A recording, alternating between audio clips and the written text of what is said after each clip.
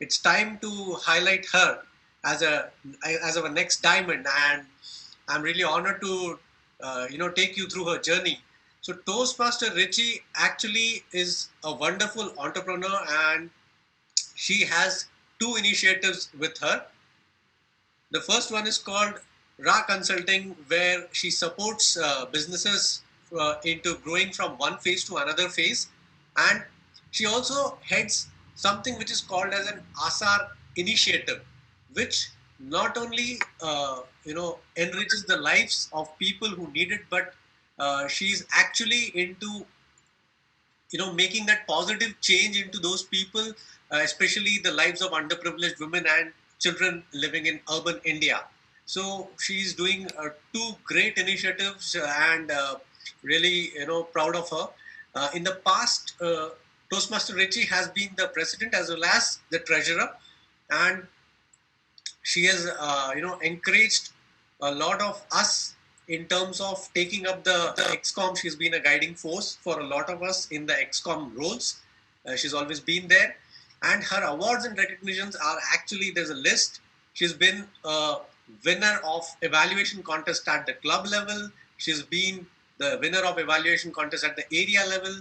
She's also represented the club at the division level, and she has received the coveted division award and division star award, sorry. And she has been in the forefront of leading and guiding the Toastmasters in this club, because as far as I want to talk from my personal experience, that whenever I required help, she was the first person to come up with an advice and to guide us what has to be done next. Now, coming in terms of her role as an entrepreneur, so I would like to ask Toastmaster Richie, what made her choose this sector? Thank you, Harshal. Those were very kind words from you, and it makes me really humble because I think when I was in school, I am the eldest in my family. I have two younger siblings, and I have always been a leader. I've always had a queue of kids behind my back when I used to go for playing. So my mother used to call me a leader all the time. So when I used to, so my guiding light were always my cousins who were elder to me, and one of them was a mentor to me. So I asked him, "Bhaiya, what are you doing these days?" And he told me, "You know what? Now I don't work. I only give gyan." And this was so fascinating for me. I was always used to think, how can somebody give gyan and earn a lot of money? And slowly, as I grew up and had a little more experience in life, I realized that there is something called consulting where you can actually give gyan and earn a lot of money. So I thought that I will do that only. And once I stepped onto this journey, I realized that this is way different than what I had thought. It is not really giving gyan. It is actually walking the path, telling people how to do it rather than just giving pure information about things.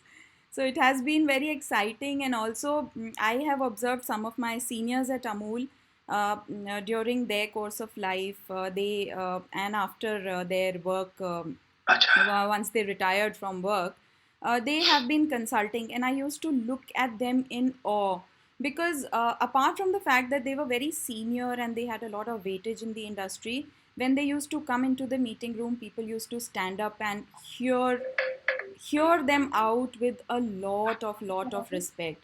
So this is something that I want, and I think that I am on the right path. Okay, so what difficulties you overcame in your current position?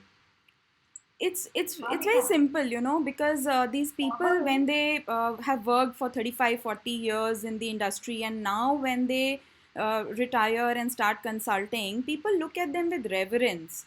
When I have worked for 15 years in the industry, I start consulting, people think of me like just one another chapstick in the drawer. So they probably would not, ek to half of them wouldn't even know that I exist, and the other half, even if they know, I'm a nobody. So making your mark in the industry and people recognizing you as having some subject matter expertise is something which is really challenging. And I think it's a journey, it'll never end, it will just go on, and that's something that I've been working on and I will continue to work on. So, when did this entrepreneurship journey start for you? So I was handling an assignment. It was a very premium product that I was launching in Pune, and a difficult one to say because normally girls don't take up such an assignment. I had taken up the launch of a very premium milk in Pune, and I used to get up at like 4 in the morning and reach the office, and I used to take my team of people, sales team, and we used to go and do deliveries for our clients and all that. And the clients were like awesome. They would call at any time during the day or night, it does not matter for them. If they remembered at 1 o'clock in the night that okay, today I need 3 liters instead of two, they will call. They will not kind of think twice whether you are also human or you are alive or already dead. But when I used to tell all this to my family members, my friends, and people around, my uncle was once visiting me, and he's actually an industrialist. And I was telling him, you know what, you don't even know, your people are useless, this is how I work. And he told me, why are you even working for somebody else? You should start on your own, because this is what it takes to make anything a success. And that's when I thought that yes, I think I should give it a shot, why not? And here I am. So, what would be your message for an aspiring entrepreneur? So since you've asked me messages pehle, so I will give two messages. All right. So one is resilience. I think anything does not happen overnight.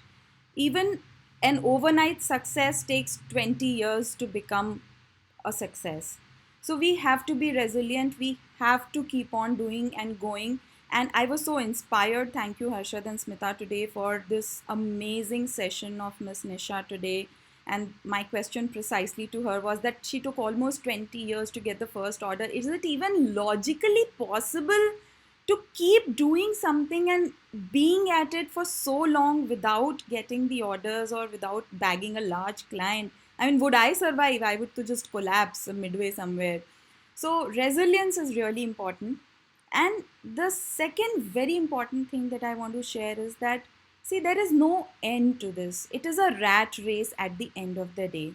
So we should enjoy our journey. We should be happy every day with every little success that we get, and every little failure or stepping stone that we step on to. We need to learn from it and think, like ma'am said, we need to think, what else can I do today? That's about it. Thank you, Toastmaster Richie, for that wonderful message. Now I will hand it over to Toastmaster Smita for our next diamond. Thank you, Ashar. Thank you, Harsh.